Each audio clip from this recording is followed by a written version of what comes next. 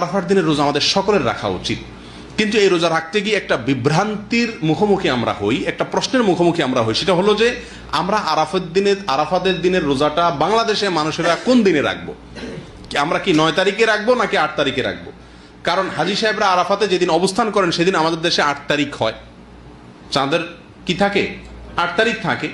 তো আমরা কি হাজী সাহেবরা আরাফাতের মধ্যে অবস্থান করছেন সেদিকে তাকায় 8 তারিখেই রাখবো, নাকি হাজী সাহেবরা সৌদি আরবে যেহেতু 9 তারিখে আরাফাতের ময়দানে অবস্থান করছেন অতএব ওই 9-এর দিকে তাকে আমরা 9 তারিখে রাখবো? এটা নিয়ে একটা ধোঁয়াশা, একটা প্রশ্ন আমাদের ভেতরে কম বেশ আছে।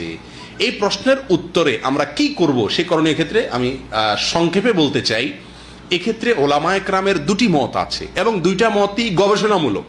এর কোনোটাই কোনো হাদিস থেকে স্পষ্টভাবে সমর্থিত না, বরং উভয় মতই যার যার বুঝ এবং গবেষণা লব্ধ। কোনোটিকেই সঠিক বা ভুল এটা বলা বুদ্ধিমানের কাজ হবে না। অনেক ওলামায়ে কেরাম বলেন আমরা হাজী সাহেবরা আরাফাতের ময়দানে যেদিন অবস্থান করবেন পৃথিবীর সকল প্রান্ত থেকেই আমরা হাজী সাহেবদের ওই অবস্থানের আরাফাতের অবস্থানের দিনেই কি রাখবো? রোজা রাখবো। এটাই হলো আরাফাত দিনের রোজা। যদি সেদিন কোনো দেশে ঈদ না হয় তাহলে আমরা রাখবো, সেটা আমার দেশে 8 তারিখ হোক 7 তারিখ হোক দেখার দরকার নেই। এটা হলো অনেক ওলামায়ে কেরামের মত। অনেক ওলামায়ে কেরাম বলেন না, আমরা 9 তারিখে রোজা রাখবো আমাদের দেশে, সেটা হাজী সাহেবদের আরাফাতে অবস্থানের পরের দিন হয়, অর্থাৎ এদেশে সৌদি আরবে ঈদের দিন হয়, ওই দিন আমাদের দেশে 9 তারিখ, আমরা 9 তারিখে রাখবো। কেন? কারণ নবী করিম সাল্লাল্লাহু আলাইহি ওয়াসাল্লাম যে আরাফাতের দিনে রোজা রাখতে বলেছেন, আসলে 9 তারিখকে, জিলহজের 9 তারিখকে আরাফাতের দিন বলা হয়।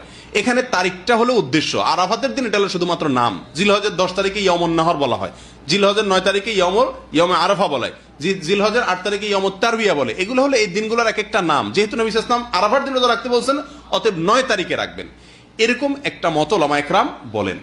এখন আমরা কোন দিকে যাব? 8 তারিখে রাখবো নাকি 9 তারিখে রাখবো? আমি বলি, যেহেতু কোনো মতের পক্ষেই সুস্পষ্ট কোনো হাদিস নাই, অতএব আমাদের জন্য সবচেয়ে যুক্তিসঙ্গত হলো দোনো দিন রাখা, 8 তারিখে এবং 9 তারিখে রাখা। কারণ জিলহজের 1 থেকে 9 তারিখ পর্যন্ত এর প্রত্যেকটা দিনই আমাদের কম বেশ রোজা রাখার চেষ্টা করা উচিত।